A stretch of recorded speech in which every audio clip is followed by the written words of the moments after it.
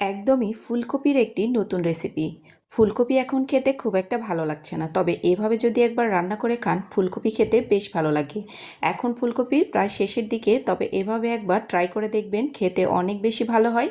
ফুলকপির এই রেসিপিটি করার জন্য প্রথমেই আমি চুলার উপরে কিছুটা পানি দিয়েছি, এর মধ্যে টুকরো করে রাখা কয়েকটা ফুলকপি দিয়ে নিচ্ছি। চুলা জালটাকে একদমই হাই হিটে করে ফুলকপির মধ্যে একটা মাত্র বলক উঠিয়ে আমি ফুলকপিগুলোকে একদমই পানি ঝরিয়ে উঠিয়ে নেব।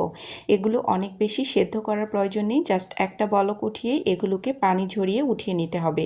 এদিকে আমি একটা ব্যাটার রেডি করে নেব। এর জন্য নিয়ে নিচ্ছি একটি ডিম, এর মধ্যে দিয়ে নিচ্ছি স্বাদ মতো লবণ, লাল মরিচের গুঁড়ো দিয়ে নিচ্ছি হাফ চা চামচ পরিমাণ, নিয়ে নিচ্ছি গোলমরিচের গুঁড়ো 1/4 চা চামচ পরিমাণ, এরপর আদা রসুন বাটাও 1/4 চা চামচ পরিমাণ।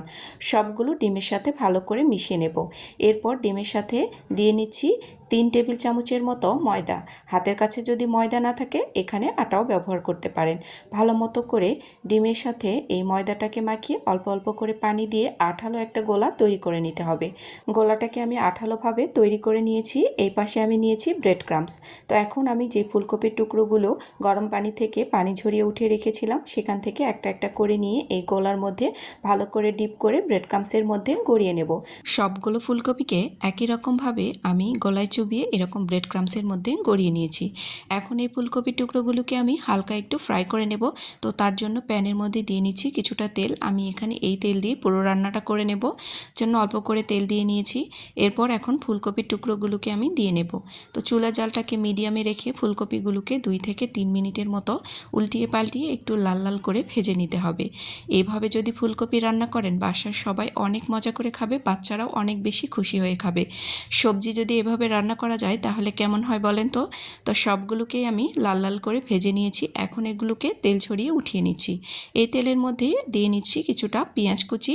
এরপর পেঁয়াজটাকে আমি 2 মিনিটের মতো হালকা নাড়াচাড়া করে একটু নরম করে নেব। এরপর এর মধ্যে দিয়ে নিচ্ছি কিছুটা কাঁচামরিচ কুচি আর টমেটো। একটা আস্ত বড় সাইজের টমেটো একটু টুকরো করে কেটে এখানে দিয়ে নিয়েছি।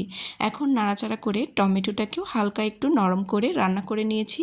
এরপর দিয়ে নিচ্ছি সামান্য একটু হলুদের গুঁড়ো, লাল মরিচের গুঁড়ো সামান্য একটু দিয়ে নিয়েছি। লবণটা আমি এখানে ব্যবহার করেছি, স্কিপ হয়ে গেছে, আপনারা অবশ্যই লবণটা ব্যবহার করে নেবেন। তো এখন আমি ভালো মতো করে নাড়াচাড়া করে মশলাটাকে একটু কষিয়ে নেব। এরপর দিয়ে নিচ্ছি অল্প করে পানি। এখানে খুবই অল্প পরিমাণ পানি দিতে হবে। তো এখন মশলাটাকে 3 থেকে 4 মিনিট আমি মিডিয়াম আঁচে কষিয়ে নিয়েছি।